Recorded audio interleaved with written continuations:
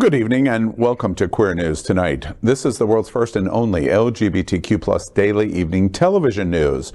We're broadcasting live, and then we're available on demand. And we're available on all smart televisions, including Roku, Apple Television, Android TV, Amazon Fire TV, YouTube, and Facebook. It's time to queer up the news. It's Monday, June 26, 2023, and we're live and literally out of the closet and into the headlines. So many of your important stories we're going to tell this evening on Queer News Tonight.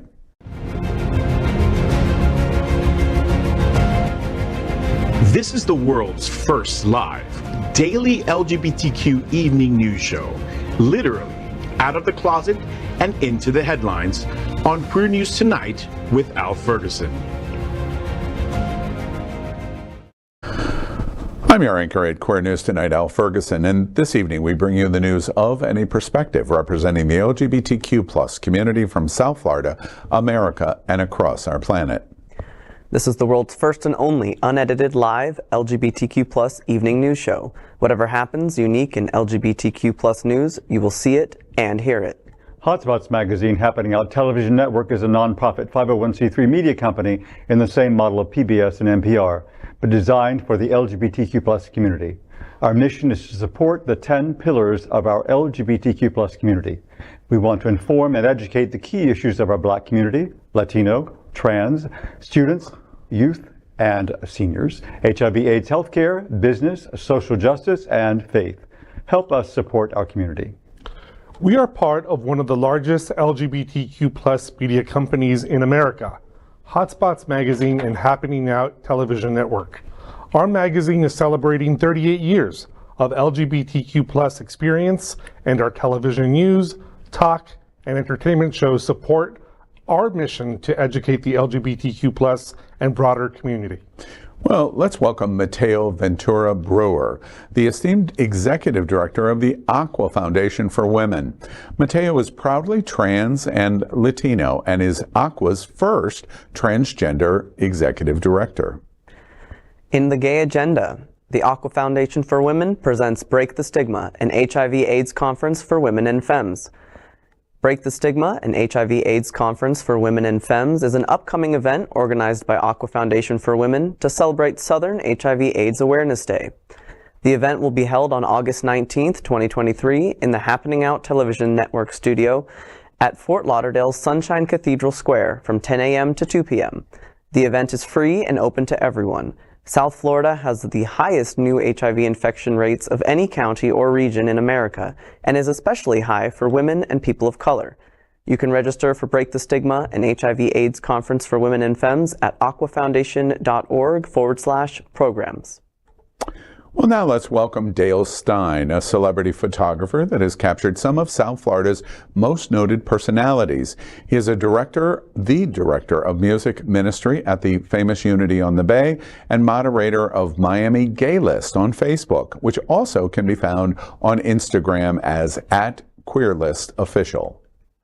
In the gay agenda, David Richardson from Miami-Dade tax collector campaign launch. Miami Beach Commissioner and former Florida State Representative has announced his campaign for Miami-Dade tax collector. Richardson was the first openly gay elected member of the Florida House. If elected, he will be the first openly LGBTQ+ Miami-Dade County tax collector in history. The campaign will be launched on June 29th at Miami Beach Golf Club at 6 p.m. Donations can also be made for the campaign. Queer News Tonight encourages our community to get involved, volunteer, and vote in all of the campaigns of this incredibly important 2024 election. Find out more at david.vote. Well, now please welcome Orlando Gonzales. He is the executive director for SAVE, South Florida's longest-serving LGBTQ+ organization, and was on the board of trustees for the Point Foundation. Orlando is one of the nation's most recognized LGBTQ+ community activists. In the gay agenda, join the We the People National March on July 2nd. This country has never seen such blatant power abuse against people of color, immigrants, women, LGBTQ+ communities, Jewish people, and many more. That's why the AIDS Healthcare Foundation and more than a dozen organizations are supporting the We the People March on July 2nd, 2023. The march will bring together thousands of people on Esplanade Park in downtown Fort Lauderdale. The program will feature celebrities, motivational speakers, and a call to action to stand against what we are watching from the Florida governor, a supermajority in Tallahassee, and the more than 1,000 anti-LGBTQ plus bills introduced this year against the LGBTQ plus community. To find out more, go to WTPmarch.org and show your support online with hashtag WTPMarch. Well, as you can see, we're the reporters for Queer News Tonight, and this evening we bring the queer headlines. The LGBTQ plus community in South Florida and across America is diverse. Our community across the world is vast, and here are the bullet points of the Queer News for today, Monday, June 26. Let's begin by queering up gay culture. Camp creates a safe retreat for LGBTQ plus adults. Camp, America's premier summer camp for LGBTQ plus adults, is hosting its milestone 25th anniversary season this August 20th to the 27th. Since 1987, queer travelers searching for a unique, all-inclusive vacation have found relaxation, excitement, and a new lifelong community at a week-long summer camp experience. Though a rustic week in the Maine woods may not be in everyone's idea of a vacation, the LGBTQ plus traveler searching for a distinctive escape that's also a great value will find Camp to be a perfect choice. For an all-inclusive price of $1,825 for the week, less than $275 per day, campers receive communal lodging in simple cabins, restaurant-quality meals, over 30 outdoor athletic and creative activities to choose from each day, a different social event each evening, beer and wine, and round-trip transportation from Portland, Maine to camp. Reduced rates through camp's unique staff program start at just $400 for the week and are available for a limited time and basis. For the past 25 years, Camp has enjoyed a return rate of over 50% returning year after year. If you are excited after hearing this, the space is still available for both campers and staff for the camp. Registration and more information on Camp's staff program can be found at campcamp.com.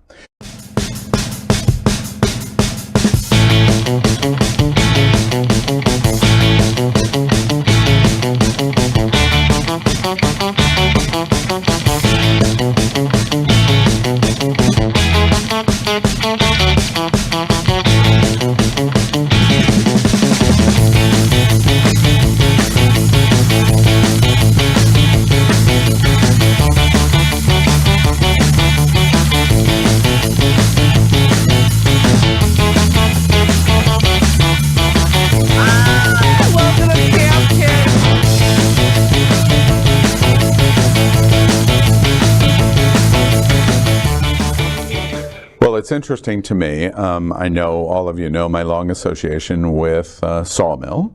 Turned it into the co-op in around 2010. And Sawmill is the largest LGBT campground in the country. When I was involved in that project, Camp was a legendary name that we talked about at Sawmill because, first, they don't have a place like Sawmill in the Northeast. They have many gay campgrounds, but not like Sawmill. And this event really fit that basis because, first, it's clever in what they call it. Who doesn't like to say camp? Camp. We love camp. It's very gratifying. It's very gratifying, and the play on words is clever on LGBT. Exactly. And for those of you who have never heard of it, it's like a cruise in a campground in the woods. And so it's all inclusive, very inclusive for the week. And so you make lots of friends. It's a very social setting. It's a lot of fun. And it's been around for 25 years, and Incredible. It's just growing and growing. And with all those returning people, you must build some kind of family. I mean, clearly, if it's 50% of people returning, there's that familial bond that's created. And so many people in so many cities across, in small towns across the country, don't have access to anything like this at all. And you know, and probably the most shady things there in a big group, which is very unusual in a large group of gay people, with the trees. Really? And that's really unusual, you know? Really. Well, it sounds incredibly rejuvenating. I know the friends of mine that have been there have come back and just said, that was incredible. I'll do it again. And so no surprise that it's got a 50% return rate. And Mateo, I'm curious, for a trans community, do you think a trans community would be attracted to something like this? Yeah, I was about to say that I think this provides people with an opportunity to, you know, if you experienced camping or summer camp as a kid when you weren't necessarily able to be your authentic self, this is an opportunity to kind of have that experience that you didn't get to have before. So. You know, one final thought. One of the things that I think is also very interesting about it, it's the number one overcome objection that we had at Sawmill, because we call it glamping. And at Sawmill, it was like, well, just give it a try, and we think you're going to like it. The parties are great, the pool is great, the activities are great, the food is fun and great, and it's great. But you have to step into the pool. You have to put your toe in the water. And this is a great way to do it because they know what they're doing. It's all inclusive, even to the point of fly into Portland and we're going to bus you to Camp. So if you're in Kansas City, you can come to Camp just by flying into Portland, and everything is handled for you after that. It's fun. Awesome. Well, next, let's queer up the USA View. First Lady Joe Biden tells Nashville Pride, "You are loved." Community. To celebrate the beauty and the resilience of this community. Today I'm here on behalf of Joe, my husband, Kamala and Doug, to say loud and clear that you belong, that you are beautiful, that you are loved.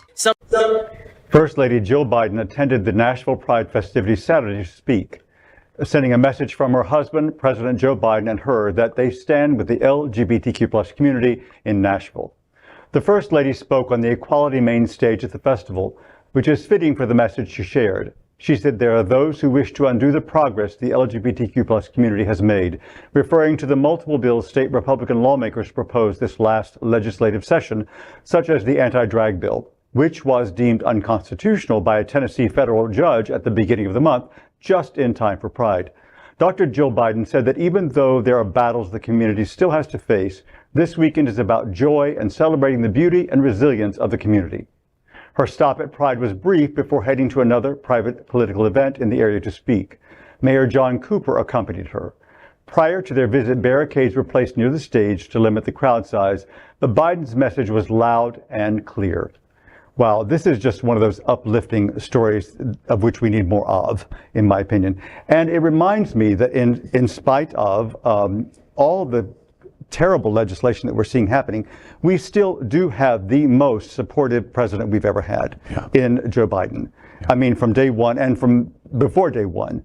So it's a great reminder that we do have that, and we have to keep plugging away, of course.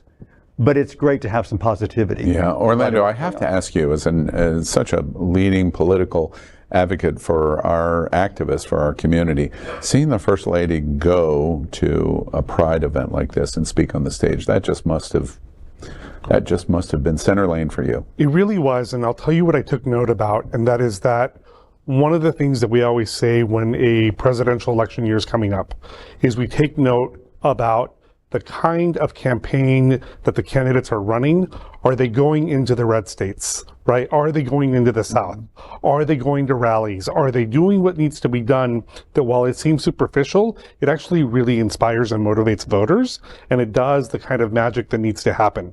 And so if it's starting now with Pride and it continues all the way through November of 2024, we're on the right track, right? Like no small stump is too small to have to do. So this is really important. I love seeing this, and the looking forward to seeing more.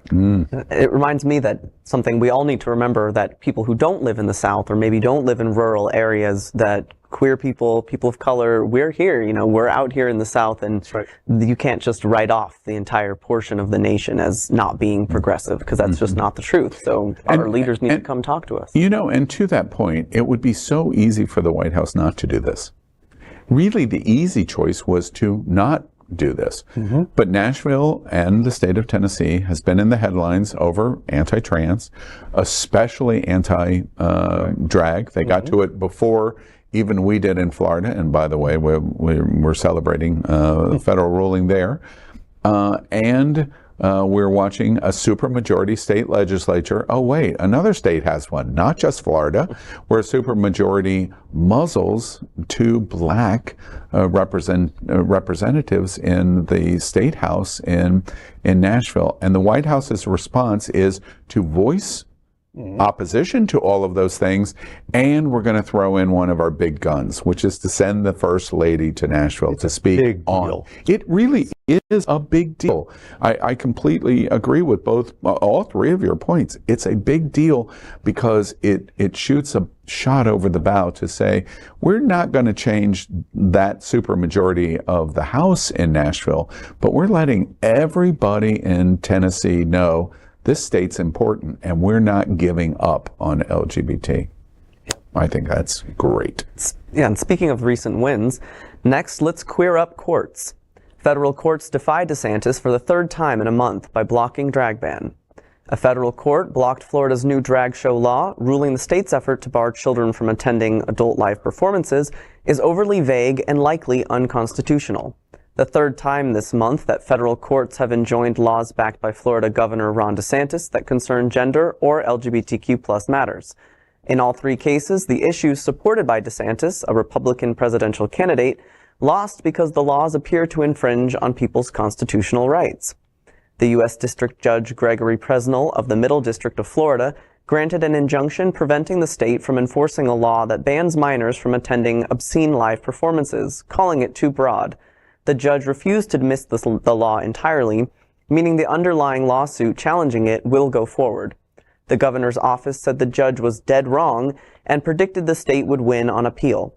Last week, another judge struck down a Florida rule and a statute that banned state Medicaid payments for transgender health care.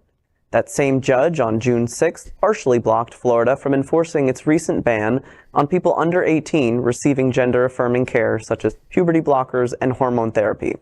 In both of those cases, U.S. District Judge Robert Hinkle of the Northern District of Florida cited the 14th Amendment guarantees of equal protection under the law. So yeah, big things to celebrate there for sure. And I think what's really interesting here is DeSantis saying that he's sure the state will win. So if you're, committed to rigging and changing out and only putting people who agree with you, then okay, I guess I see where your certainty comes from. But that's just fascism. That's just trying to tweak and make our checks and balances only work for one side, which obviously we're not going to let happen. A few things I'm thinking about. Number one is we all were watching with bated breath the way that these laws were coming into the state legislature. We were all disappointed and angry, but there is a statement that says, keep calm and let the courts, right? And I have to say that that's not always true, because you need the right judge, right? Listening to the case. The right court, the right judge sitting in that seat. And so I'm really excited about the way that the decisions have landed so far. But more importantly is that this highlights that the governor is wasting taxpayer dollars by spending an entire legislative session on an anti-woke agenda that when it goes before the courts, it fails. And therefore, we have now wasted time, the time of the legislators, the time of everybody that should be spending their political efforts and lobbying efforts on important issues that affect Floridians and citizens. But here we are now with bills that have failed in the courts, wasting taxpayer dollars all around. And it is also, I hesitate to say it, but I'll say it anyway. It's gratifying to see him get knocked down a bit, just because the ego is so maniacal and annoying. So it is a bit gratifying to see him get knocked down a bit, and it's also it's good for our community, of course, but it's specific to the people who are being targeted by these laws. It's gratifying to see them being knocked down. I'm curious what y'all think. One of the big arguments has been last session in 22, don't say gay for kindergarten through third grade gender identification studies. Can you show me a kindergarten class where they do that? No, we can't. We're just reaffirming that we shouldn't do that. Well, wait, I know Orlando and Save made this observation over and over. Well, you're just going to use this as a springboard to expand, which is exactly what they did in this legislative session to 12th grade. These court decisions have been set aside and further review for appeal based on vagueness and constitutional privileges, argument of being overbroad and violation of speech. I'm curious, Orlando, from your seat, what is your reaction in terms of the specific areas of where the judges are working on? Because they created smoke and mirrors on a drag ban that never used the word drag queens or any definition in the law. So the judge says this is clearly designed to attack drag queens, and the law is so vague because they what do you think about what the judge is saying? So I think that judges in particular, are able to speak to the bills and say we are seeing them for what they are about, right? We're seeing past them, we're seeing through them, and we're not going to be fooled. And that's a really important part, I think, of this process, that judges are really standing up to say it's important to understand what's implied, right? And without understanding what's implied, I think then there's a lot of potential for danger. And so the judges are really stepping up in a way that we all expect when we depend on our courts. Help us understand what you think will be next. So we have these stays, drag ban is stayed, the trans healthcare is stayed. What do you think is going to happen next? Walk us through. Well, we heard it, right? The governor's going to push back. He's going to continue to be Mr. Macho Man, right? He's going to continue to put up a fight, but he's going to continue to fail. And these continuous failures do not look good for a man who's trying to run for president. And so he can continue to fail. It will not look good for him. Additionally, I think that what's going to happen is that states that have followed suit behind him, right? They've taken the leadership that he has taken, and they will start to possibly hold back, recognizing the waste of taxpayer dollars. Mm-hmm. And Mateo, I want to ask you specifically in terms of the stay that we've seen in trans healthcare. You're a member of the community. You're leading as executive director, Aqua Foundation for Women. A lot of the definition of that stay in the federal judge's ruling was equal protection under the law. That is a challenge, for at least from my seat, that is going to be a very hard argument for the governor to overcome, because you make the assumption, the judge's principal assumption is, wait, all people have the same access to health care, and trans people are Americans who deserve health care. And so under equal protection under the law, you can't say they can't have health care because of the sheer identity of the person in equal protection. Right. From your seat, what are you seeing? Well, to me, it doesn't seem so much that they're arguing that trans people don't get to have health care. It's that that we're not real, that being trans is not something that should be treated as needing healthcare. So I think that's the major issue that they're trying to get at. And I also think almost all of these laws have always included a carve out for intersex people. So they're still saying, yes, we're going to do gender affirming, quote unquote, because it's a gender that the doctors and the parents are deciding to assign to someone who is a minor. They're still going to allow that, but they're not going to allow trans individuals who have been going through therapy and who have expressed this and, want a particular gender expression to utilize that same healthcare. So I think in our country, we need to really reckon with how we deal with intersex people and how we view bodily autonomy and the conditions that people I know have. You don't speak for the entire trans community, but I'm going to set you in that seat for a moment. I apologize in advance.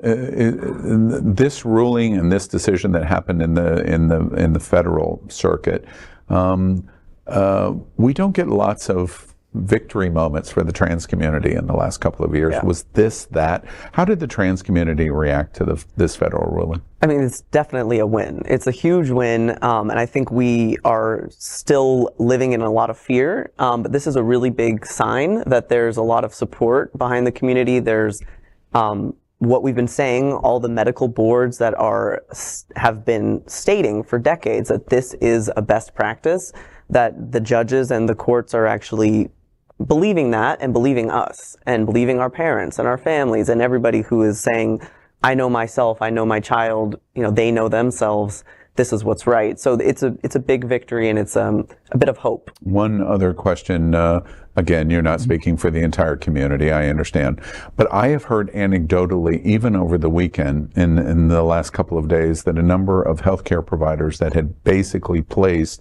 trans healthcare on pause restarted healthcare of saying, until this is resolved, we're going to continue in the way that we were doing before, where we had stopped because of the law. Do you hear that at all, that basically the spigot of healthcare has restarted? It's a little confusing. I mean, definitely some have been trying to navigate this with continuing to care in the way, like trying to make sense of the laws. So there's still definitely a lot of uncertainty, but I think our healthcare practitioners are dedicated to care. They're dedicated to serving the trans community. So one last story. This is a very big story. And I want to come back to you, Orlando. The issue that you highlight about DeSantis, I hear the argument over and over again. Woke comes to Florida to die. He said it many, many times in many different ways, that this presidential election campaign, even Trump has provided a compare and contrast to me of DeSantis, that he's trying to export this ideology to other states. With what we're watching from these judges, is it too early to say that the export of that might not be as successful as he thinks it's going to be? I think so. I think it won't. I think that's where we're going, right? I think that gubernatorial peers are going to see the backlash that is happening with Ron DeSantis, and they're going to say, okay, if this is happening to him, I need to chill. I need to take a step back and not follow his lead, because it's clearly not ending up in a good spot, right? So they have followed his lead so far, but they can always take a step right back because they haven't gone as far as he has. Interesting.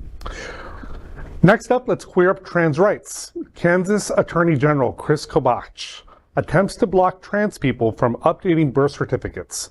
The Kansas Attorney General asked a federal judge on Friday to end a requirement that wants transgender people to update their birth certificates. Attorney General Kris Kobach, Republican, requested that the judge modify a 2019 consent judgment, arguing that the recently enacted Senate Bill 180 requires state officials to act in a way that would violate the judgment. The consent judgment was part of a previous lawsuit brought by 4 transgender Kansas residents over a state policy that barred them from obtaining updated birth certificates to match their gender identity. However, under SB 180, the state agencies and offices are required to identify people as either male or female at birth to comply with anti-discrimination laws and gather accurate data. The law, which was passed by Republican-controlled legislature over Democratic Governor Laura Kelly's veto in April, is set to go into effect next week. The American Civil Liberties Union, ACLU, of Kansas said on Friday that it condemns the request from the state's attorney general. Lambda Legal, who filed the original lawsuit against the state over the birth certificate policy, also said on Saturday that it would not allow Kobach to nullify a binding year-old federal judgment. More action in the South, more action in Kansas, more backlash, right, on all of these bills that are being passed. And so as I look at this, it's a continuation of our previous conversation, right? All of these moments are being challenged. Some of the governors are digging their heels and trying to move forward regardless of what decisions have been made. And there will continue to be, I think, backlash against them. Yeah, I agree. I don't know what else. I was going to say, I don't want to say you speak for the entire trans community again. Another moment. But one of the things that I'm curious of is, why are they attempting, forgive me in phraseology, to die on this hill? What is the big deal on the issue of birth certificates? This is relatively in a long period of time. Even the Trump administration was moving to passport identifications while Trump was president, of going, we don't care about this issue. They're just pulling at straws. And that, but also, let's just make them suffer. Let's just add to the already long laundry list of annoying red tape that trans people have to go through. Like, why does a birth certificate matter? I've got a social security card. Why do I need to, but. Yeah, and Al's question is why are they willing to die on this? I think a couple of things. I think that this is the kind of transphobia, this is the kind of hate, right? That has some support, right? When Trump began his rhetoric of hate, and people came out of the woodworks and started to express their racism, their homophobia, and we saw, organizations actually, anti-Semitic statements. We saw people actually become emboldened, right? And come out of the woodworks and start to actually show their true colors. And so this is a continuation of that, right? These people have been emboldened, and now that they've been emboldened, there's no stopping them, right? So they're going to do whatever continuously that they can until the repercussions are enormous. Look at the people who during the insurrection, right? They're now having to face their own, fate, right? They're having to look at this, they're being prosecuted and they're being, put into jail, and now they're facing consequences that I don't think they expected. No. Right? They thought that they were going to be privileged and entitled. Exactly, the privilege, the entitlement, everything that was there, but they were like, how dare I go to jail? I've been emboldened, I've been instructed by the President of the United States that this is okay. So are they willing to die on this? Absolutely, right? It's just a spark of a flame that started that really has no rationale, right? There's no reasonable thinking behind these people. They will continue. I think, and it's really quick, I think also, it's a way of them saying, okay, you can get recognition, you can be accepted, you can be loved, but we're going to always maintain something of your gender at birth. We're always going to make you so that you can't forget or you can't move forward, because that's what they don't want to forget. Right. That's why dead naming exists. And that, that is the epitome definition, by the way, in my opinion, the epitome definition of hate. Absolutely. 100%. Well, next let's clear up education. University of Wyoming Kappa Kappa Gamma sorority fires back after being targeted by anti-trans lawsuit. A University of Wyoming sorority hit back at members who complained about a trans woman being accepted into their local chapter, insisting the term woman is unquestionably open to many interpretations. 7 sorority sisters from the Kappa Kappa Gamma sued the sorority in March, saying that the chapter violated its own rules by admitting Artemis Langford last year. 6 of the women then refiled the lawsuit in May after a judge twice barred them from suing anonymously. The lawsuit claimed Langford's presence in the Kappa Kappa Gamma house made some sorority members uncomfortable. It alleged that the trans pledge would sit on the couch for hours while staring at them without talking. All of the bathrooms are shared spaces. There are about 3, 4 if you count the guest bathroom. And they are shared spaces. There are no private changing areas for when you shower. There are no locks on the showers. And it's very open and vulnerable. Oh my goodness. And this person's moving into the sorority house next year?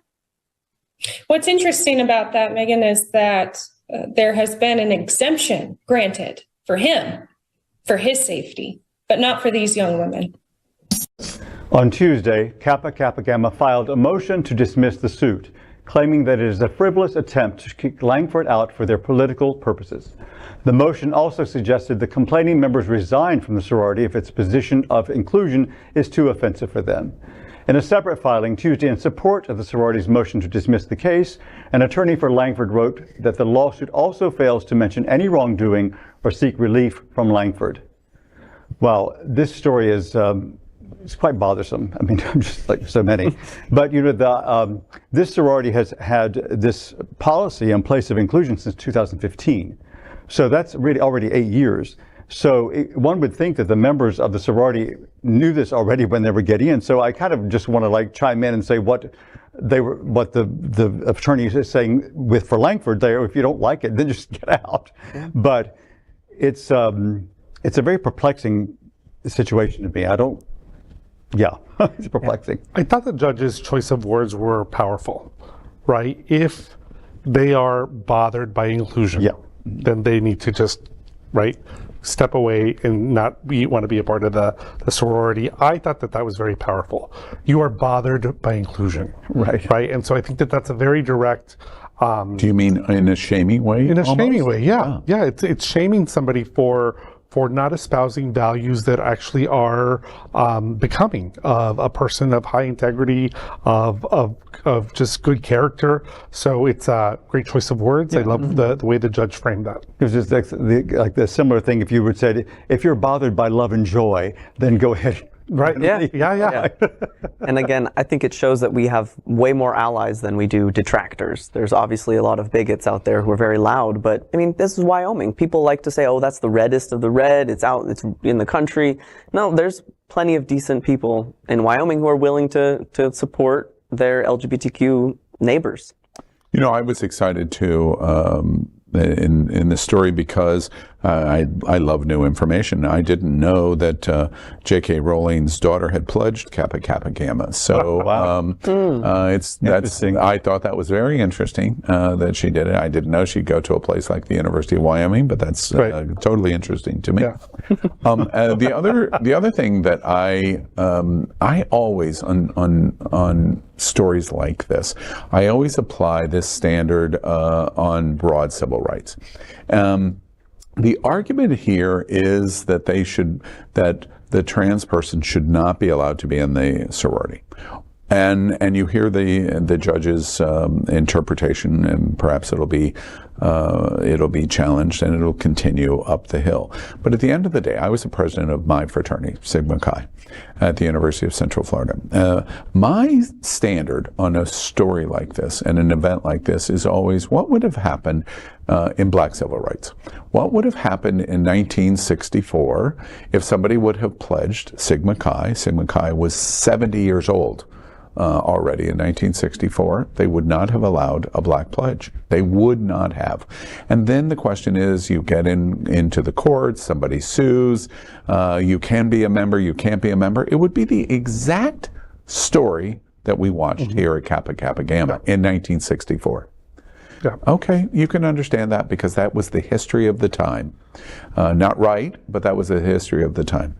In 1984, I am president of Sigma Chi at the University of Central Florida, and there were no black pledges ever in the history of the fraternity. Never one.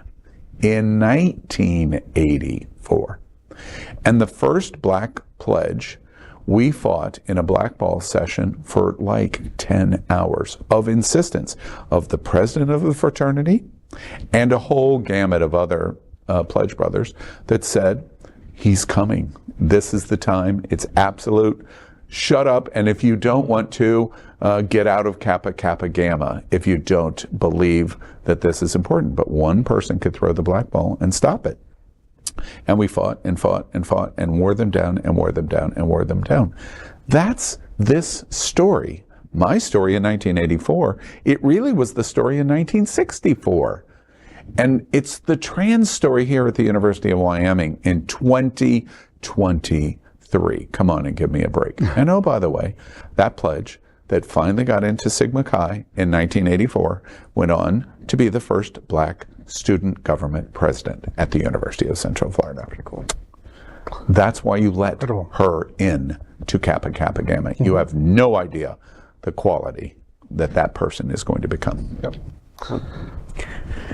Next, we are proud of our special partnership with Sunshine Cathedral, the world's largest queer church here in Fort Lauderdale. Supporting that partnership, we are broadcasting from our permanent set here at Sunshine Cathedral at the Happening Out television studios.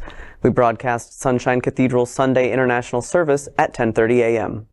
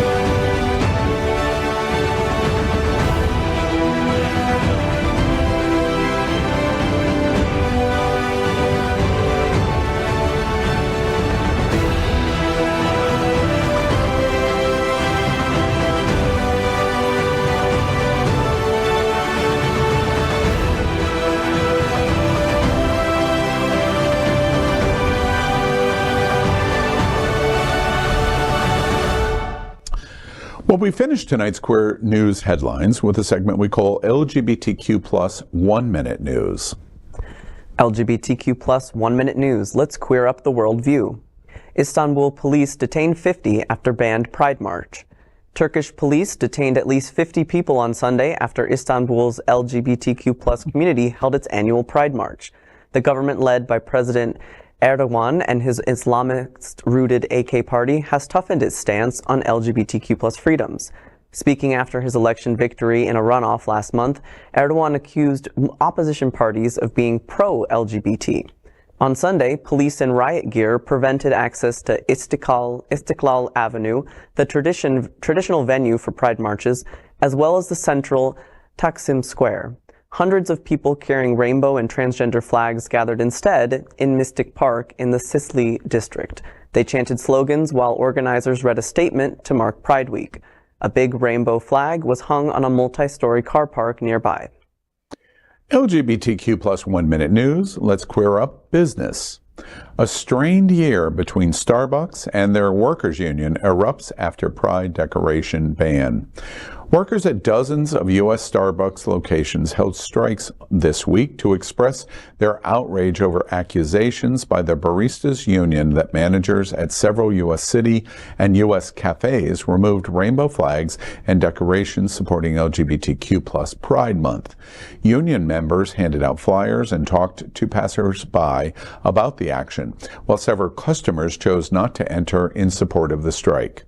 Though the conflict is gaining attention now, it began brewing over a year ago when Workers United Union said the company threatened union organizers with reduced hours that would leave them unable to qualify for health insurance, which covers gender reassignment surgery and other affirming procedures. LGBTQ plus 1 Minute News. Let's queer up drag culture. Drag story hours defended from protesters by drag queens trolling rainbow umbrellas. Last week, police encircled the Elmhurst Queens Public Library in 2 layers of crowd control barricades.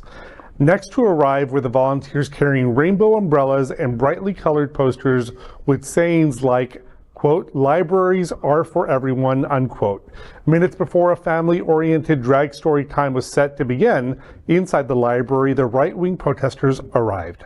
They shouted slogans and obscenities as library patrons maneuvered the cops and fences to access a public building where the book reading was arranged for children.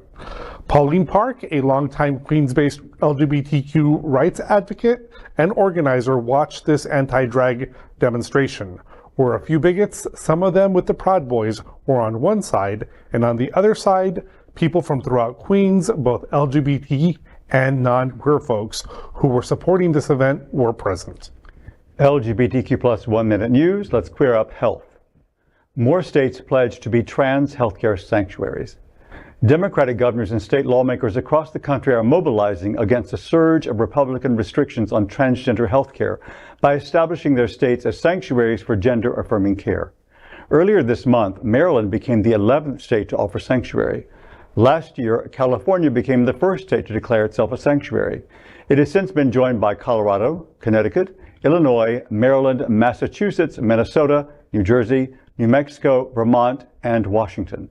A growing number of cities, including New York City, Kansas City, Missouri, and West Hollywood, California, also have become sanctuaries. These states and cities are emerging as havens with legal protections to shield healthcare providers, transgender people, and their supporters from lawsuits and criminal penalties levied by other states. LGBTQ plus 1 Minute News. Let's queer up gay culture. BGW Elevate magazine launches as historic black gay wedding publication. BGW Elevate magazine is a history-making publication created by Lawrence and Michael Broughton, 2 black gay newlyweds from Los Angeles. The married couple launched the magazine last winter. Their second issue is due this summer. This magazine is rare because it features minority LGBTQ plus couples who have never gotten their own day on the bookshelves. BGW Elevate magazine's inspiration came from the couple's popular social media page called Black Gay Weddings, which shows stunning images of gay, lesbian, non-binary, and trans couples of color tying the knot around the world. To date, they've sold 178 copies and say they need to sell at least 1,000 copies to produce a third issue. Well, that is today's news for the LGBTQ plus community on the world's first and only daily LGBTQ plus evening news show. If our community is important to you, share this news with your friends and family. Are you, like most of America, part of a very large television audience watching this live LGBTQ plus news broadcast right now on Roku, Apple TV, Android TV, and Amazon Fire TV? Queer News Tonight is the only live LGBTQ plus digital television show in the world that is out of the closet and into the headlines. We need your support. If our community is to grow, we must tell our stories and bring them to the attention of the broader world. This is the only place in the world that tells these types of LGBTQ plus stories in motion and sound. This is the passion of Hotspots Magazine, Happening Out Television Network, and Queer News Tonight. I'm your anchor, Al Ferguson, and on behalf of these LGBTQ plus reporters, the anchors of Queer News Tonight, including Mateo Ventura Bruer, Dale Stine, and Orlando Gonzales. We will see you daily at 8 p.m. But before we end our broadcast, we have one final story. We queer up the big interview. AHF's Ebony Crispin talks LGBTQ plus healthcare and rights. Recently, AHF Director of Legislative Affairs and Community Engagement, Ebony Crispin, sat down for an interview on Unapologetically Queer. She discussed HIV/AIDS healthcare, legislative attacks on the LGBTQ plus community, and why the We the People March on July 2nd is so important.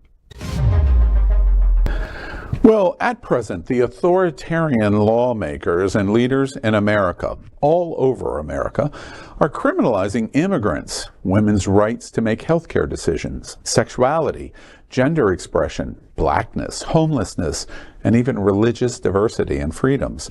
They are trying to erase the teaching of vital history in our schools by Don't Say Gay and book bans and a lot more. The USA has never seen, I don't think at any point in my memory of history, such a significant abuse of power against virtually every group of people at the same time. Some elements of society do not seem to wish to have any diversity or freedom or inclusion at any cost. Today's guest is very unique to address these issues, a well-known face when it comes to fighting discrimination and facilitating state and federal social justice initiatives and lobbying on behalf of an equitable society. Ebony Crispin is the Director of Legislative Affairs and Community Engagement at AHF.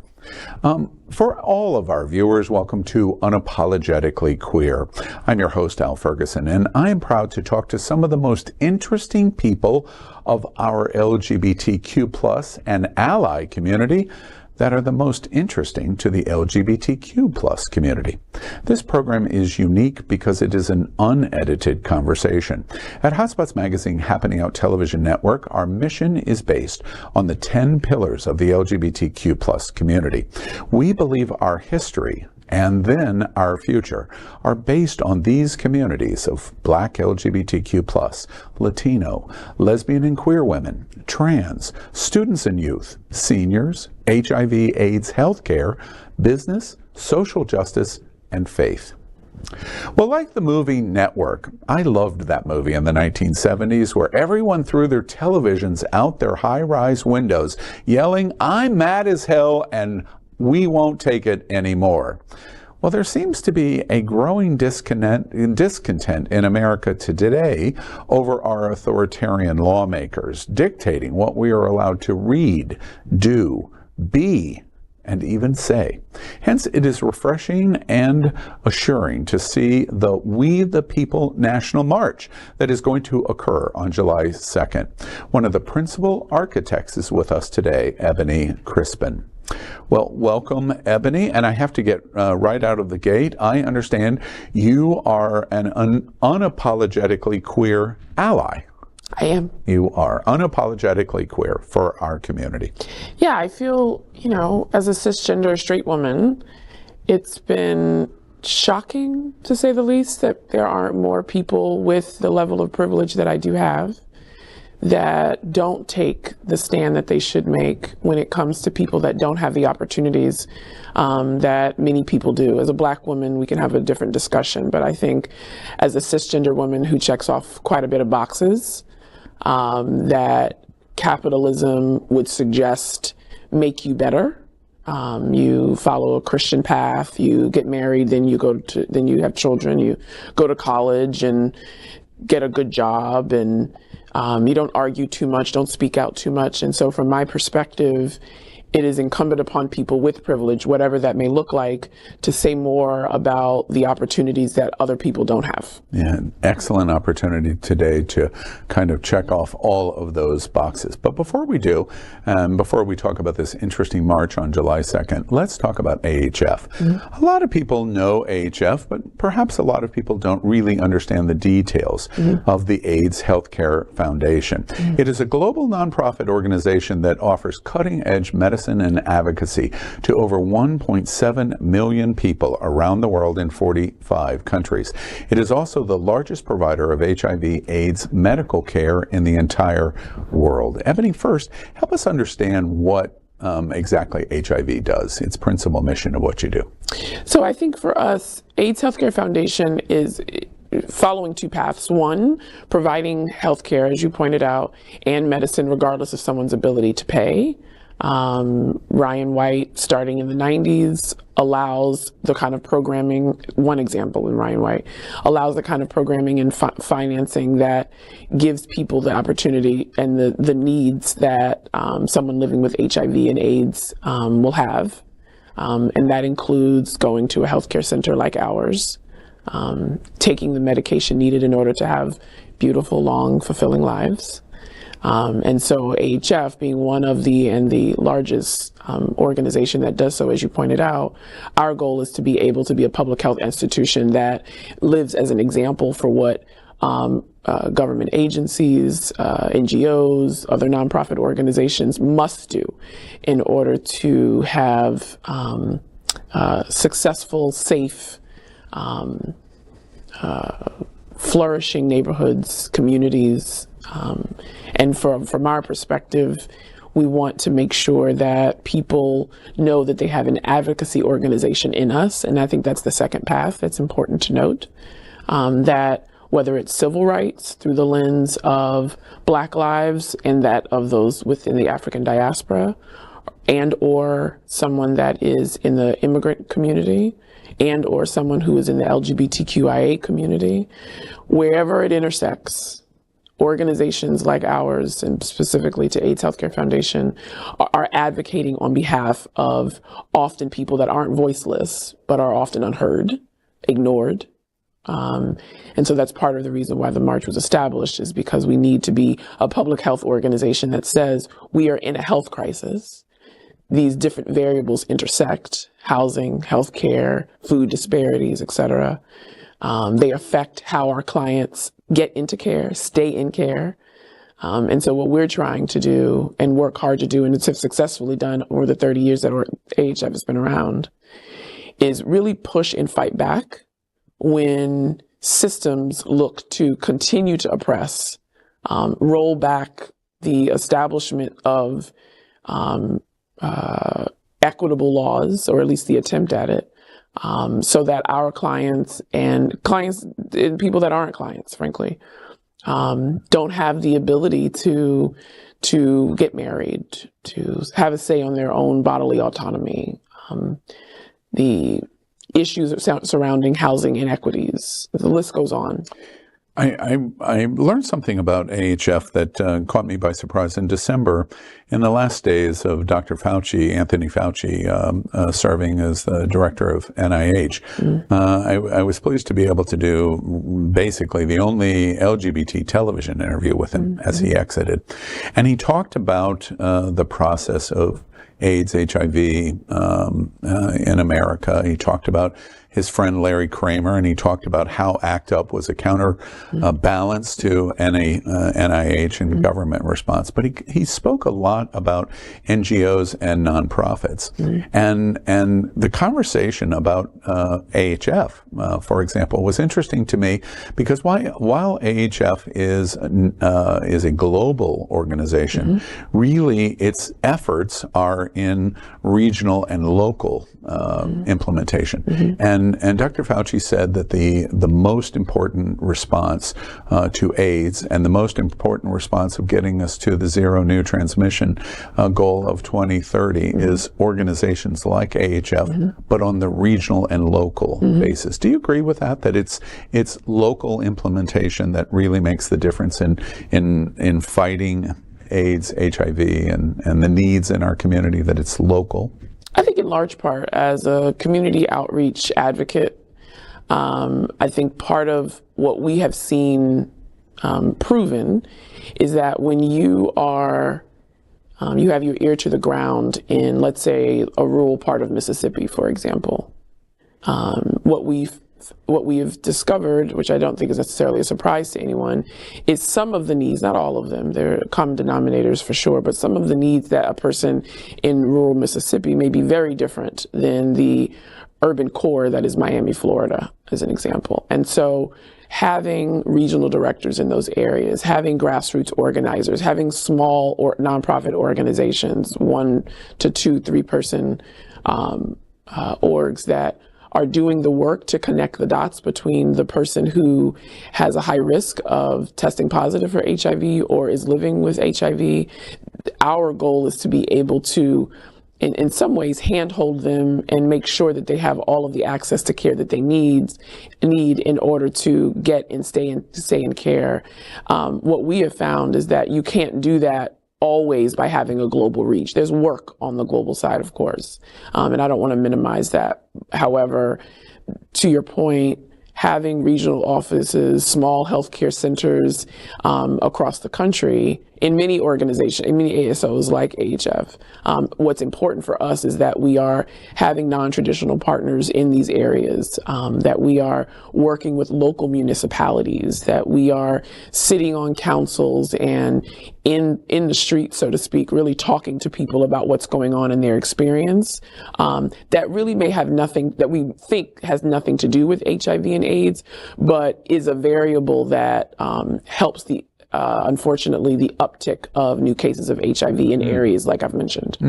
And this is a unique opportunity for our community that are touched by AHF in so many different ways. They may know or they may not know. In terms of your voice, gives them an opportunity to hear from you. In the legislative field and community implementation field, help us understand what you do for AHF. So on the legislative side, I am paying attention to what is happening in a state capital that may have a negative effect or a positive effect on our clients. HIV modernization bills, for example, clean needle exchange that was largely driven a couple of years ago by the University of Miami, but with the support from organizations like AHF. We are able to continue to keep HIV in the conversation around HIV at the forefront of all of our minds. And so part of what I do is understand what the bills mean for our clients and put that in layman's terms so that people understand how laws will affect their everyday experience. And that, in short, is what my role is to be able to take a policy that most people wouldn't even be paying attention to and make it sexy.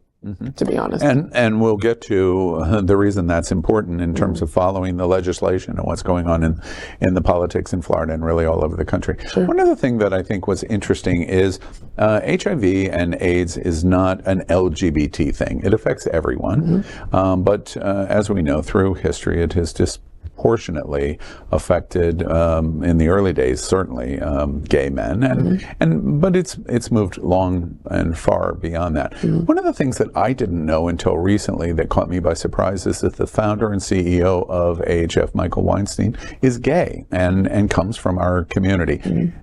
How has that affected AHF in terms of its mission and its thinking? How does the original founding of AHF addressing HIV and AIDS from its original days and still having leadership as your CEO from a gay man? Does it have effect on HIV, or is it just it's LGBT gay? It's not really an issue at AHF. That's a good question that I don't know that I have a simple answer for. I think to a certain extent it must, right? I mean, I think we're lying to ourselves sometimes when we conveniently ignore lived experience, right? We've all been on social media and have someone comment on whatever may be in the news that's, horrible to hear, right? A trans Black woman gets murdered, and there's someone in the comments who isn't trans or isn't Black and has all of these opinions about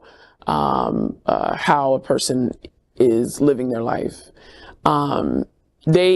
Those same people that have this lived experience should be, to a certain extent, at the table in the community, a part of legislation, frankly, to drill home the last question, because they have a lived experience and can tell the story better than anyone. I think Michael Weinstein has a unique experience because he was a part of it in the early days. In my opinion, he has an altruistic spirit. His energy is coming from both his lived experience and having 30 plus years of running a nonprofit organization that is doing the kind of work that makes a difference. And I know that seems corny, right? Like people can't really take that kind of goodness. We sort of get skeptical quickly, I'm one of those people, right? Like, I don't know about this. You look at it a little side. All right, yeah. But as someone in the organization that pushes back often on these notions, even with internally, and Michael will tell you directly, certainly from me, it's been incredible to watch someone who, I'm skeptical of white men. I don't know how to say anything differently than that. I am. I just feel icky sometimes. It's your experience. That's been my experience, right?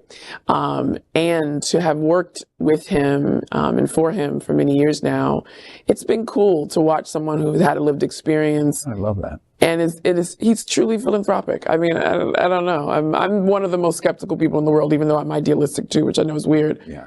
He's incredible to work for in a lot of ways. Here's another interesting thing that I learned about AHF. We have just finished, to all of our viewers, I'm sure many of you, we had a gigantic watch in Apple television of the recent Snowball Pride Parade. And I was on the main stage and I interviewed somebody about the upcoming march. We're going to talk about it in a couple of minutes.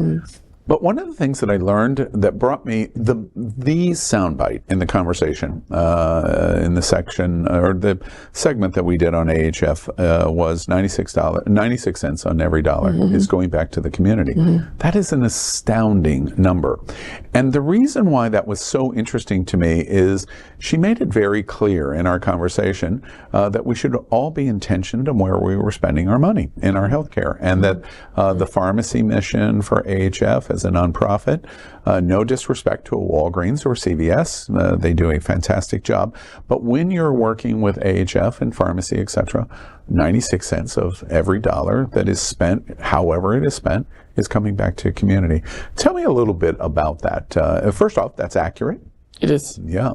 And tell me a little bit about that, of how the use of AHF pharmacies, etc., how that is beneficial for LGBTQ community and really all of our communities as a nonprofit. You operating the pharmacies and the healthcare as a nonprofit. Tell me about that. Yeah, that is accurate. And I think my experience has been that the money and the funding that we receive through our, not only our pharmacies directly, but also how just to watch people in community receive, get their medicine, because our drivers take someone's medicines directly to them because they don't have the capacity to pick up their medication. That ability in and of itself one, from a public health perspective, keeps people in care in a way that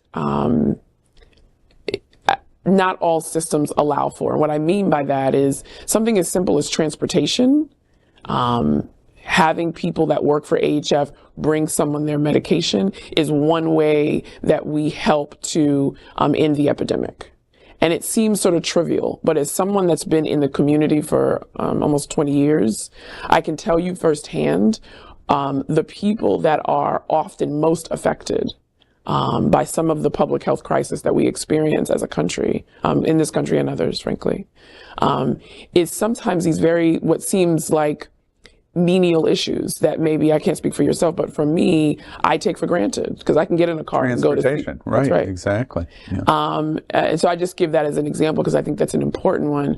But I'll also say, while the LGBTQ community is obviously historically a huge part and will continue to be a part of how we move as an organization, but I think there are a lot of communities that are often not talked about because of stigma, which I'm sure most people are well aware of that, think about these topics.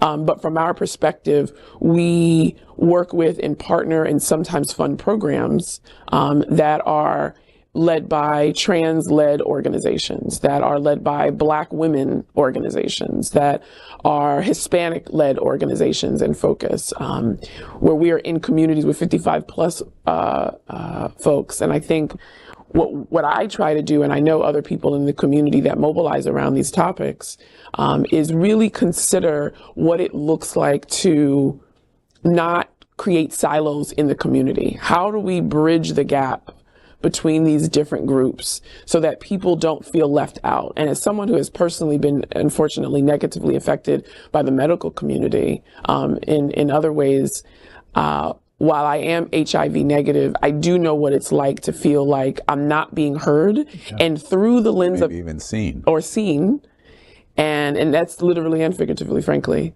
that is frightening. It feels abandoning. This is my life we're talking about, and I'm being treated like a number. Community engagement means bringing people together, ironically, and I think it's important for us to underscore that. My biggest goal with the work that we do for AIDS Healthcare Foundation is to make sure that people, as corny as it sounds, feel loved. And sometimes the world, an organization wrapping its arms around you means not waiting 3 months to be seen. It means not paying out the wazoo for medication that's going to keep you alive. Yeah. These are important parts of community engagement that I think are the foundation to especially in LGBT, the members of our community that feel the most marginalized. That's right. That's really important. That's exactly. I want to talk about a program that's near and dear here in South Florida. I can't not talk to you and AHF without talking about the Florida AIDS Walk. The Florida AIDS Walk is a program that is done in March, and it is really, and I have said this in Queer News Tonight repeatedly, it is a genius platform. And the reason it is a genius platform is it encourages people to self-sustain on their own benefit, their own work, to raise money and visibility for their organizational structures. And then when they do, as a recipient of the Florida AIDS Walk, AHF matches everything that they do. So it's like a 1-2 punch for success.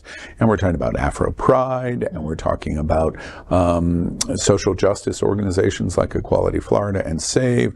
We're talking about women's organizations like Aqua, and it goes on and on and on. Tell me a little bit about AHF's commitment and why they would want to do a program like Florida AIDS Walk. I think, so we match up to $500,000. And so one, maybe two organizations, definitely two, reach the $1 million mark. This just past March when we typically have our Florida AIDS Walk here in South Florida. And I think our commitment is because I think there's a lot of reasons. One, again, my cynicism sort of creeping in is, well, what was the reason why we're doing this? This is a lot of money to be giving to organizations. And I think when AHF came in, this is well known, people were sort of skeptical at best of this behemoth of an organization coming in and making their stake in the Florida region in particular the Southern Bureau, which is what we refer to AHF South as. One of our focus points was how do we build relationships with nonprofit organizations in a way that tells them that we're trying to be a good partner. And for us, it was knowing that a lot of these organizations, most nonprofit organizations, 90% of an executive director's focus has to be funding. Fortunately or unfortunately. And so because we know that we have the ability to be good partners in many different ways, and we have been, Florida AIDS Walk continues because for those reasons, to make sure that we're being a good partner to organizations that have been around a long time. But I think the focus continues to be that we can't be everywhere. We can't do everything. That's not any one organization's job. But when you have organizations like SunServe that largely focuses on mental health, for example, or a Transclusive group that's focused on the transgender community, or Afro Pride, as you mentioned, that's focused on mental health, specifically in the Black community with LGBTQ folks, that work is, I can't underscore enough what beautiful work these organizations are doing. It's, and for us to be able to do so, we can take a step back and say, hey, let's get together. Let's really celebrate in a lot of ways, but also commemorate the people who have lost their lives and continue to fight for equality and equity around healthcare, specifically around AIDS and HIV, but also different things that are going on in the community that help to perpetuate the continued risk of testing positive for HIV. So I think it's important because, one, we have to be good partners. And two, I think it's important, and to me, most paramount, I know that's the same for people within the organization, is we want to make sure that all of these organizations are being supported because of the work that they do, respectively. And AHF, through the Florida AIDS Walk, through the years, has raised millions and millions of dollars for these organizations that in many instances becomes a lifeline for them.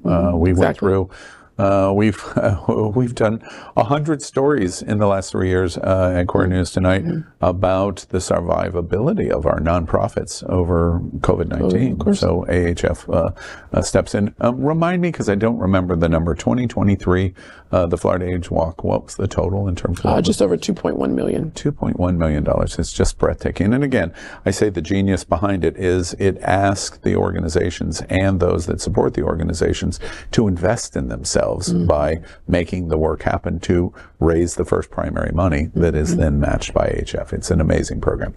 I want to talk a moment about Big Pharma. You've mentioned it. We talk about finance and money, and there's money in drugs and development, etc. And AHF over the last couple of years has been front and center over its voice about what it sees happens in Big Pharma. Tell us just kind of a recap of, help us understand what AHF's point is that they make about what they watch in drug development and organizations like Gilead, etc. Sure. Yeah. There are people within the organization that can speak far more eloquently about in particular, the legislative side of Big Pharma. But what I'll say from a community engagement perspective is, if we want to end the epidemic, we have to make sure that people are staying in care. We have to make sure that people that are going to come into care have access to affordable medication. And Big Pharma does not allow that to happen. That is a fact that sometimes feels like an opinion that we are sort of throwing out there, and for people to be baited and us go back and forth in this sort of visceral way. But Big Pharma, what it's doing is creating programs like PBM, for example, PBMs that essentially put a lot of more money in between the makers of pharmaceuticals and the person who needs the pharmaceuticals, driving up the costs. PBM is one example of that. Pharmacy benefit manager, for those that don't know what the acronym stands for. And so from my perspective, when you give just one example, and I can give a couple, where pharmaceutical companies tend to be behind some of these programs that make medicine too expensive. HIV meds are just one example of that. We've all heard about the cost of insulin, for example. AHF is one of some organizations doing the work to fight back on Big Pharma. But in my opinion, we've had the largest voice because we need to protect people when we tend to see people through the lens of systems and not the individual experience that's happening when someone may die if they don't have access to the care that we've marked up astronomically. And so we fight back with. And when you say astronomically, you mean 10,000%. Oh, yeah. This is not like, $20 or $30. Yeah. That means the cost of medicine in some countries, and I'm not being hyperbolic when I say it, could be $8 or $9. And in this country, it's $300, $400, $500, $600. Yeah. That's horrific. There's no way that people are going to die. Yeah. And we tend to be very lackadaisical about that. And so I think the work that we do at AHF means how do we fight people and fight systems and organizations that may or may not be bad people, but they're representing a system that makes these things okay, where they are making it commonplace. They legitimize it. That's right. Yeah. And so that's the reason why we do this work. Yeah. And are you in this issue, in the observation and then the fight with Big Pharma, are you optimistic that AHF and other organizations, but AHF is really at the forefront, are you optimistic you can be successful in implementing change? I think that there has been, no doubt there's been some movement towards it. I don't know. As I've gotten older. Sure, it's still out. Yeah, I think okay. I'm still a little skeptical. One last question I want to ask you about HIV and AIDS in general. A lot of people are shocked. I hear so many of my friends say, when we talk about HIV, we generally don't use the word AIDS, but when we talk about HIV, what's the big deal? It's over, it's not happening. And then I remind them that South Florida is the top new infection region in all of America. What do you say when you hear, frankly, some ignorance that HIV and AIDS is really all over? Well, I get that a lot, as you can imagine. Miami-Dade, actually, to your point, is number 1 in the country, and Broward County is number 2 for new cases of HIV in the country. And I often quote that so they sort of understand. We have hundreds of people coming into one of our healthcare centers every day. And to underscore the legitimacy of what we continue to be up against is not to suggest that we haven't evolved. Of course we have. People are living the same level of care in life as anyone else would without living with HIV. So I don't want to minimize why people think that. What I say to people is the disease has not changed in terms of how you can get HIV. You have sex with someone who is living with HIV and they aren't on PrEP or have not taken the precautions, you can also get HIV. That has not changed from 1980, early 80s to now. That's a reality that you have to sort of ground yourself in. And people don't realize and if you're not in care, you can still die from AIDS. I have a family member that did less than 5 years ago. And I think it's important to note that. And I just want to make one more point that I heard a story about a woman that was living in Palm Beach, married. She was a cisgender woman married to a cisgender man. They married for many years. This was 2017. They thought she was crazy because she thought her husband was poisoning her. She was getting sicker and sicker. She went to many doctors. Again, this is 2017, not 1987. And finally, she was in an ER, dying. And because she was a white, cisgender, straight woman, no one had thought to ask her the question that they ultimately asked her when she had left where she was in another part of Florida to Palm Beach. And an epidemiologist came in and said, "We want to test you for HIV and AIDS." And she had full-blown AIDS. Wow. In 2017. Wow. So I just say that because I think that people minimize how important it is to know your status, get tested with your partner or partners so that you know what you're up against. And there are a lot of medications like PrEP that can prevent you from passing it to somebody else. I know your that is the medication. I know your participation at the UN in 2019. I know AHF is supportive of World Health Organization's goal of 2030 for no new transmissions. When I talked to Dr. Fauci, he was actually relatively negative about us falling behind, especially in the United States, in terms of that goal.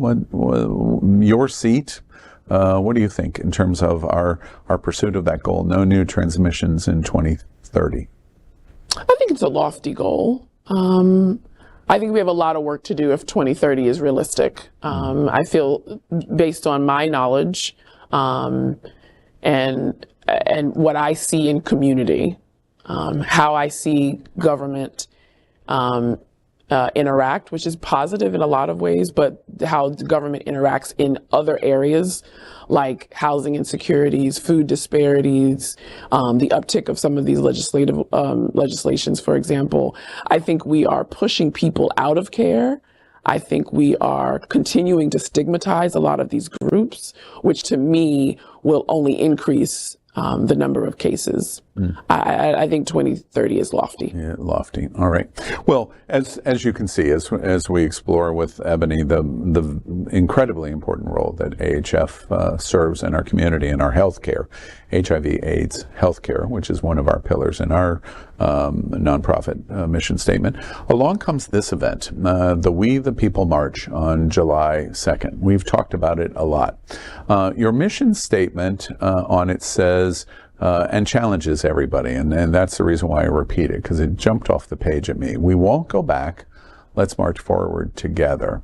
The march challenges, it's very clear this is not an LGBT event. LGBT is one of the many communities that have faced and taken it directly on the chin in the last couple of years, especially this year. Explain to everyone what the march is about and what it is designed to do. So it is, I guess, simply put, it is about an attack on American freedoms. I think to have over 1,000 legislations across the country be sponsored by a legislator, passed and then signed into law, is heartbreaking at best. But it is violent. It has and will continue to kill people. An example of that is when you think about what it means to make an attempt, successful in some ways, at removing gender affirming care. And what the statistic shows is that when you do not honor the science behind gender affirming care, that people will die by suicide as a result of that. We are putting a gun to people's head and forcing their hand. And I think that We the People, that's one example. We the People these body of organizations is saying we are better than this. We can be better than this. And so from our perspective, these hateful laws were about dividing the country. They were about sort of epitomizing what it means to be, in my opinion, white patriarchy. And I think from my perspective, Christian nationalism. I think, frankly, the list goes on. I think that we can stand Black, white, Jewish, Hispanic, Haitian, Jamaican, young, old, gay, white, straight, queer, trans, can come together because, unfortunately, we have the unique commonality of being targeted by these legislative acts. And so We the People wanted to bring everyone together to say, we are united. We can be better than this. We can stand for what's right. And frankly, American liberties is what's right. To roll back 70 plus years of success, really, where there's still so much work to do over the course of the last, in my opinion, 10 years, but certainly in the last year, we have more work to do for sure. And I think this only made it seem like now we sort of have to start not even from square one, but before that. And that's frustrating. That's hard to sort of stomach. I'm curious from your seat, being an architect of this conceptual idea, do you're a cis ally to LGBT, but broadly in terms of what the ambitious goal here is, do you from your seat feel the fear in our community? LGBT, for example, could be anti-Semitic, it could be black, whatever the marginalization that is going on. From your seat at what you do at AHF, do you feel it yourself? I do. Yeah, that's a good question. I struggle with the fear that sometimes can be debilitating, frankly. We have to move on with our lives and continue to live and work and play and have fun and enjoy it where we can. But I am a Black woman. I am raising a Black boy. I'm married to a Black man. My very existence is an act of rebellion in a way that sometimes is exhausting. When I had our son, I am and still continue to be acutely aware that Black women have almost triple the chance of dying during childbirth as my white counterparts. That sort of racial inequity that's sort of said in this very pretty academic way. But the fact about it is that the system of oppression allows for us to remove diversity, equity, and inclusion, for example, from government agencies, from schools, the book banning as another example, where we can't even educate our children and adults about a lived experience they may never have, they won't have in some cases. And so it removes the opportunity to have a conversation about, in one way, the healthcare experiences that so many women are faced with. Mm-hmm. That's one example. And I can give you many. Someone being afraid of going to the bathroom because they are a trans woman and they may be killed because we've essentially lit a fire under people who, based in their own fear and bigotry and racist systems, they can harm, kill people simply because they are trans is horrible. That's just two examples. We the people is coming together because we know that together, united, we can do so much better than we can in silos. Some of our work needs to be individual. That I get. But in this case, I think that we can come together with the march and say, we can be better than this. What are you willing to do in order to move the ball beyond this very partisan, divisive, ugly fear-mongering that is taking place with these legislative acts?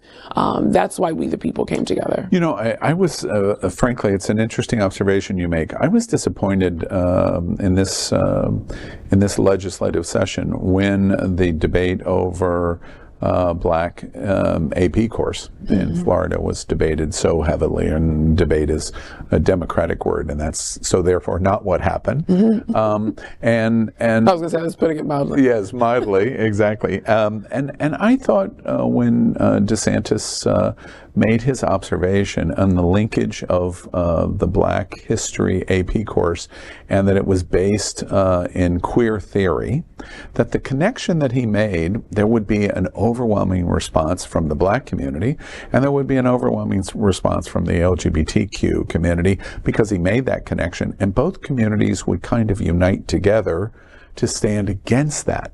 And I didn't see that happen in that way. And that's what you've just talked about.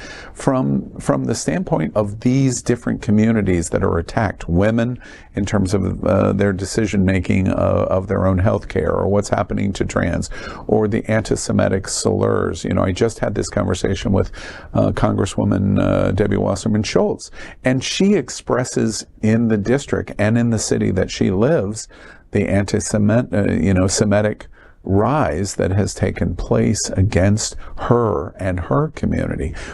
Do you think this challenge of this march will help break through all of these different communities to say we're all in this together because we're all being attacked in very similar ways from the same space that these attacks are being launched from. Do you think we're going to see that, or we're just going to continue to walk through in kind of a haze and a dream?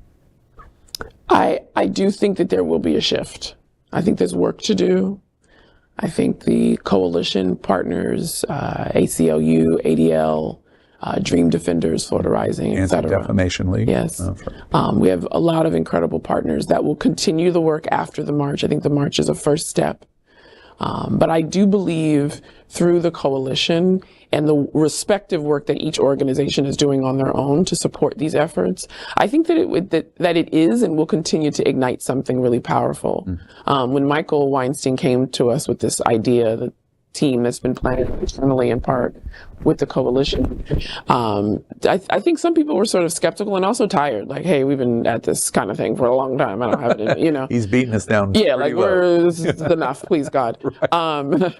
But I think in the planning of it and just being a part of a bigger thing than myself, which is always the case when you do this kind of work, it's amazing. It's really cool. I mean, it's sad that this is why we have to come together, but I think that it will make a change. To the level of, how I can quantify that, I don't know that I can tell you that or even come close. Yeah. But I do think that there is something really inspiring and igniting, invigorating about seeing these communities, to your point, come together. My Black Christian grandparents going to all of a sudden have a incredible eye-opening experience around gay people living their lives however they need to. I don't know. Yeah. But what I do know is that we must continue to plant seeds. Yeah. And I think that's what we're doing in order to break through the silos. I love that observation. And frankly, one of the things that I gravitated toward when I started reading what y'all were leading for July 2nd, I know you remember, but in the first year of Donald Trump being president of the United States, there were all the National Women's Marches. And they kind of died off over the years during his reign as president of the United States. But it didn't intersect with LGBT in the way it should. And we're going through a series in June Pride Month of parades all over the country, and the intersections of the Jewish community or people of color or women, they're really parades and marches of all the same thing, of representing us. And this is the first time I can remember in quite a long time, and maybe never, where I've seen so much intersection of all of these communities coming, saying, if you don't come together, we're probably not going to win this fight. And democracy is at stake. And that sounds like hyperbole, but it really isn't. No, I don't think you're off. Yeah. Help us on July 2nd. Walk through the day. What can we expect? Sure. What will we see? Yep. City of Fort Lauderdale has given the green light for us to have this rally and march. The rally starts in Esplanade Park at 9 o'clock. So we'll have speakers from many different organizations, many demographics and groups, say a few words about why they march. And that's really what we want to underscore. I would love for folks that are watching to go to WTP March on all of our social media platforms to see some of the people that you may see speak during that day. Lots of celebrities. Yep.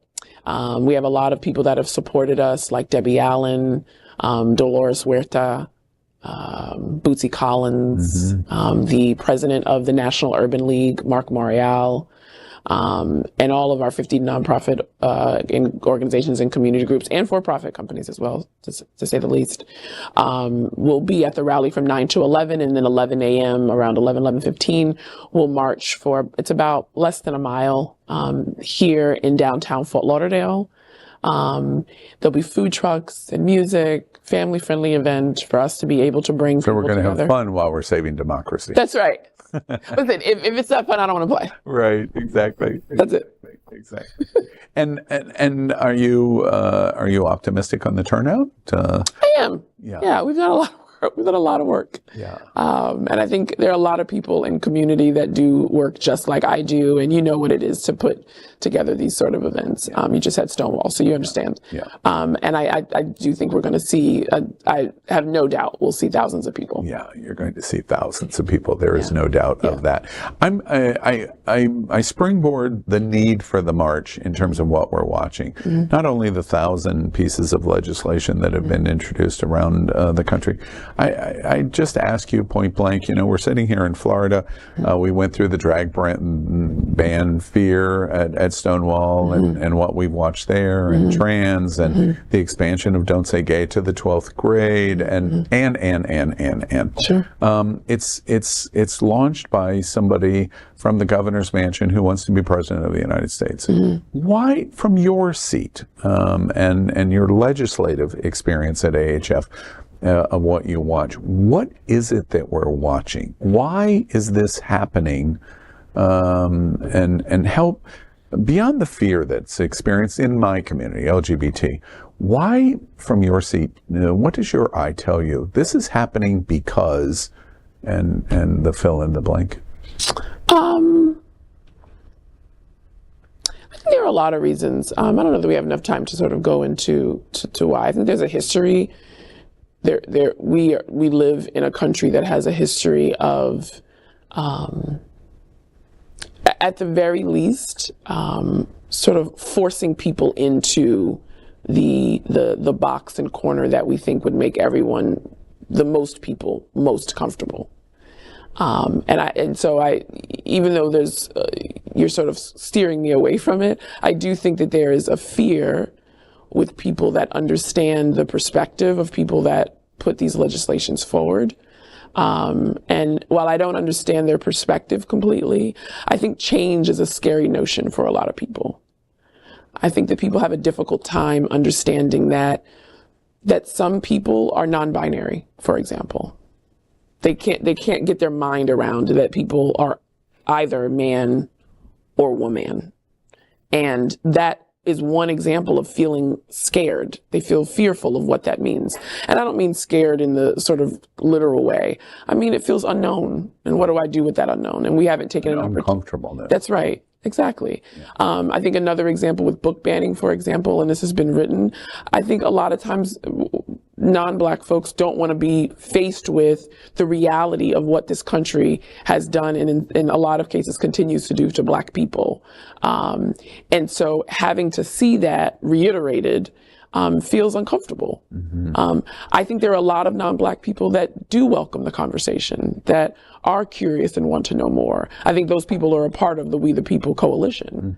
But I think that part of what we're seeing is this desire to get back to this very sort of stereotypical idea of what the American family is. And that's what I think we're not saying anything's wrong with that. We're saying that there's such a broader view of what family can be. It's funny, and this is not my original joke, but I think it's very funny. Andy Griffith and Mayberry RFD never really existed. It's a dramatic vision of America. All of the things that we're watching, that we're facing, the Black community faces, immigrants face, people of color, women, LGBT, religious diversity, trans, etc. Are you hopeful that we're going to see better days?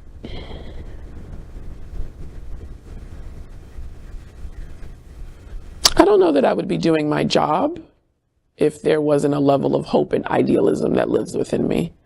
I have always been a person of hope, not just hope, but doing the work and so that hope turns into the reality of goodness, that people can live with this sort of beautiful, kind, loving experience, whatever that path may be. I think one of the ways to do that is by sometimes fighting for equity. And so I think that's what We the People coalition has established, what we will continue to work towards. I don't know whether what you and I may imagine for all people may happen in my lifetime. I hope so. I work for this night. People often say, well, I'm doing it for our children. Certainly I'm doing it for our children, but I'm also doing it for you and I. I want all people not to live in fear of going into a grocery store because they're going to get killed. That's wild that we live in a time where anyone in our state, for example, can go in with a permitless gun as of next week and be afraid of their life. Or a safe space in a school. That's right. That a second grader can't just go to school. Yeah. That's a real fear for parents. So I think I am hopeful. And I think coming together, I think we're igniting that a little bit more. I don't know what will happen in my lifetime, but I do feel hopeful, yes. You know, I don't want to shame any of the listeners in our LGBTQ community that are watching us, and we talk about this at Queer News Tonight frequently. I love your answer of being hopeful, and that is a mission of your seat at AHF. But I remind our listeners, it is one thing to be hopeful, but it requires action to fulfill the hope. And the way you can do that is to participate in this march on July 2nd. Please. If you don't take action, you're really doing nothing. And nothing, you already know, is what that's going to get you. More information on this amazing event, July 2nd, go to WTPmarch.org, and of course, learn all about what AHF is doing and their mission in our community, and our local community, and our national community, and the worldwide community at aidshealth.org. Ebony Crispin, thank you so much. I wish you all success for the event. It's going to be amazing. And thank you for joining us on Unapologetically Queer. Thank you so much.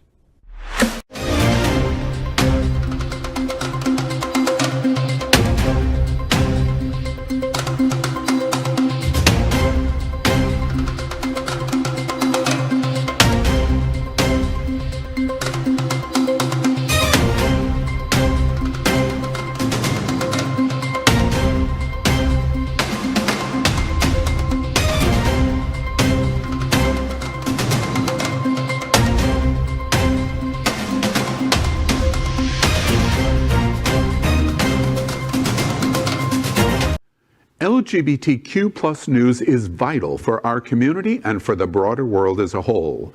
We have enough enemies at Fox News. Tucker, Sean, and Lara are loud.